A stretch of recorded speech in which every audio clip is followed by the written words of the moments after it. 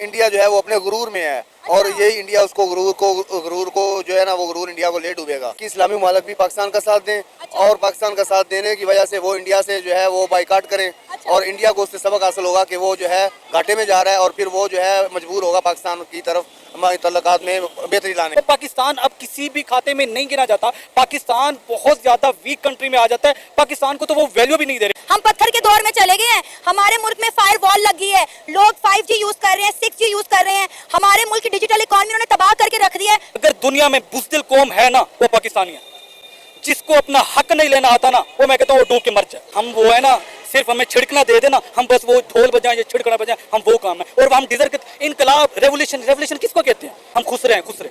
और खुसरों को भी अपना हक लेना आता है, अल्लाह की कसम खुसरों को भी अपना। देखा नहीं था बहावलपुर वाला सानिया नहीं देखा था, वो पिछले 2-3 सानिया हुए, वो भी अपना हक ले रही हैं और वो उन्होंने लिया है। हम क्या कर रहे हैं?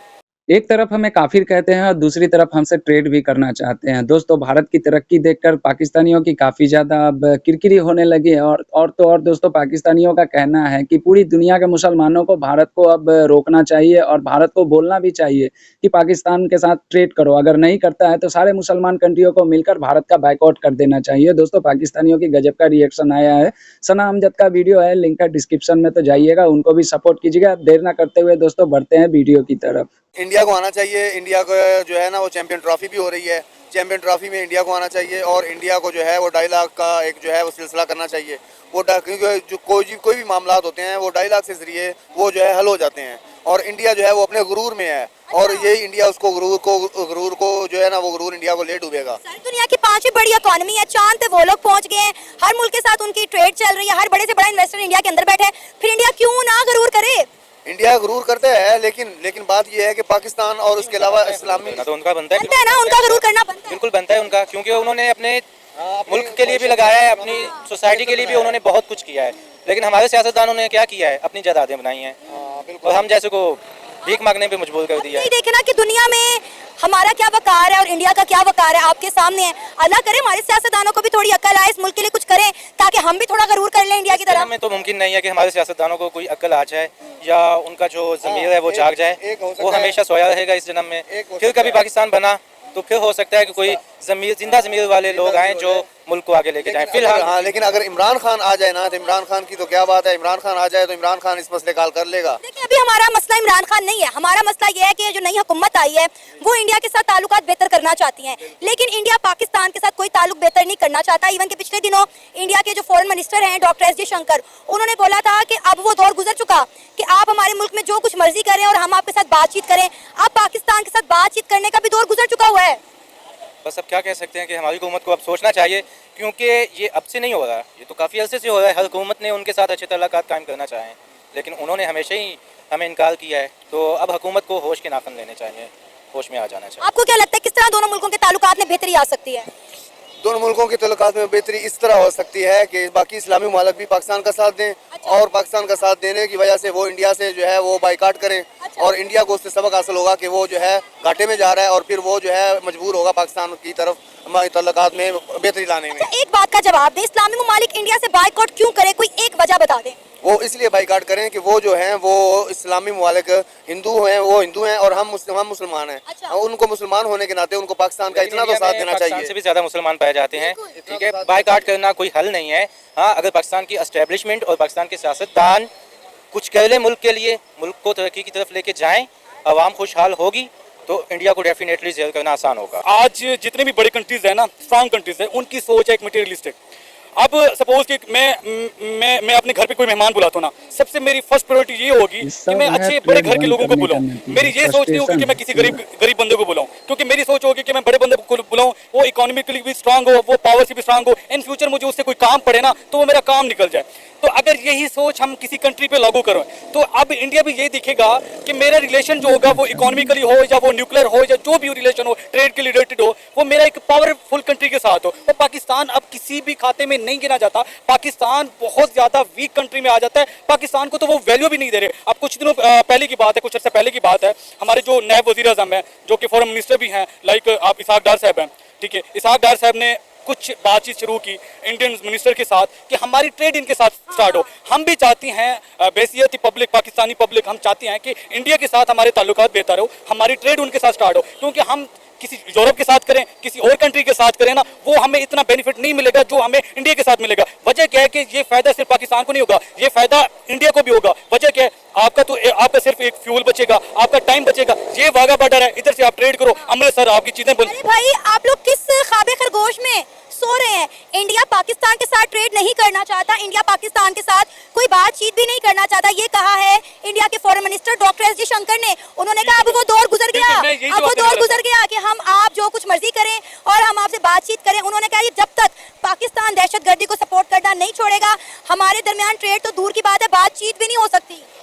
मैम बिल्कुल इसमें कोई शक नहीं है, उन्होंने यही जवाब दिया। जो कि बेसिकली सबसे पहले मेन चीज़ मैं आपको ये बताऊं, ये जो उन्होंने जवाब दिया ना, ये आप जवाब डिजर्व करते हैं, क्योंकि पाकिस्तान की जो इस टाइम इकोनॉमिकली कंडीशन है वो बिल्कुल ख़त्म हो गया, हम क्रैश हो गए हैं। अब जो लोग कहते हैं ना कि पाकिस्तान अभी डिफ़ॉल्ट नहीं हुआ, वो भाई डिफ़ॉल्ट किसे कहते हैं? डिफ़ॉल्ट की डेफिनेशन क्या है? डिफ़ॉल्ट की डेफिनेशन ये है कि आवाम आपकी पब्लिक मकरूज हो जाए, आपके गवर्नमेंट सेक्टर के जो आपके इंस्टीट्यूशन है वो आपके मकरूज हो जाए, ये आपकी डिफ़ॉल्ट की डेफिनेशन है। पाकिस्तान कब से डिफ़ॉल्ट हो गया? अब हमारी कंडीशन ये, तो इंडिया हम पे एतबार कैसे करेगा? हम पत्थर के दौर में चले गए हैं, हमारे मुल्क में फायर वॉल लग गई है, लोग 5G यूज कर रहे हैं, 6G यूज कर रहे हैं, हमारे मुल्क की डिजिटल इकोनॉमी उन्होंने तबाह करके रख दी है, फायर वॉल लगा दी है। हम पत्थर के दौर में चले गए, 24-24 घंटे लाइट नहीं आती हमारे मुल्क में। अब ये जब करेंगे, इनकी आवाम भूखी मर रही है, इनके इकोनॉमिकली ये सारे रिलेशन अब इन कैसे? इंडिया बिल्कुल आपके साथ इन फ्यूचर में भी आपके साथ ताल्लुकात नहीं बेहतर करने वाला।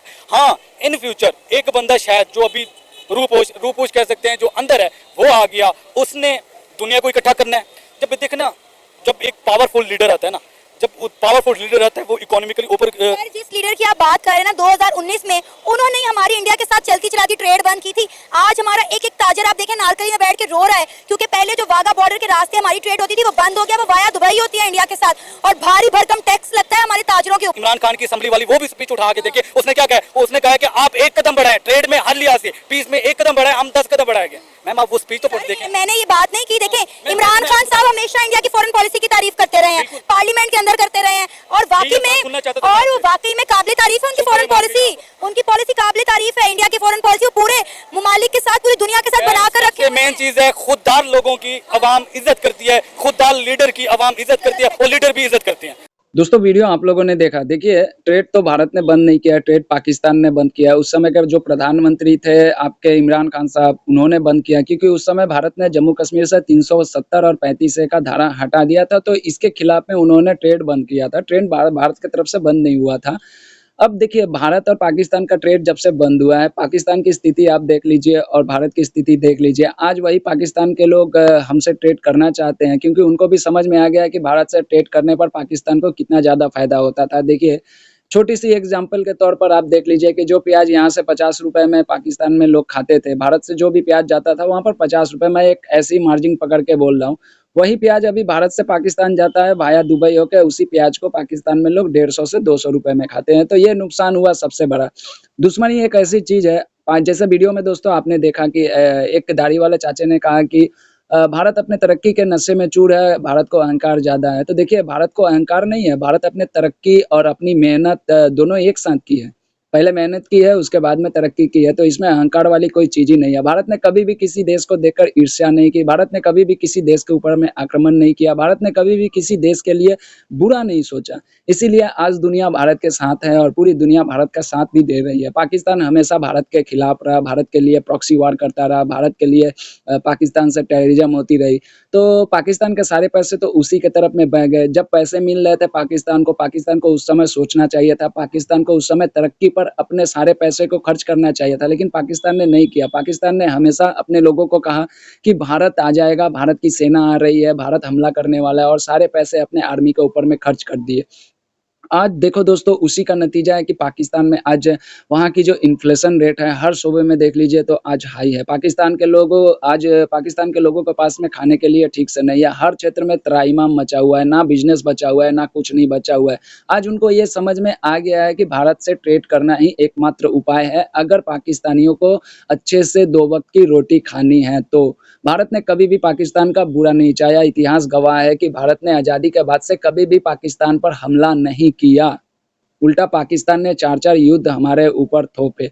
जब आप लोगों ने 4-4 युद्ध हमारे ऊपर थोप दिए, हमेशा आप लोगों ने शुरुआत की, अंत बेशक हम लोगों ने किया। लेकिन आप लोगों को भी सोचना चाहिए था कि युद्ध करके कोई जंग नहीं जीत पाया है, प्यार से जंग जीता जाता है। तो प्यार की भाषा आप लोग अपनाना चालू करो। भारत के खिलाफ जितने भी प्रॉक्सी वार हैं, आपके यहाँ से जो भी ऑर्गेनाइजेशन है, उन सभी को खत्म करो। आओ, हाथ मिलाओ। भारत एक ऐसा देश है जो कि दुश्मन को भी माफ़ कर देता है। आप तो हमारे भाई की तरह हो।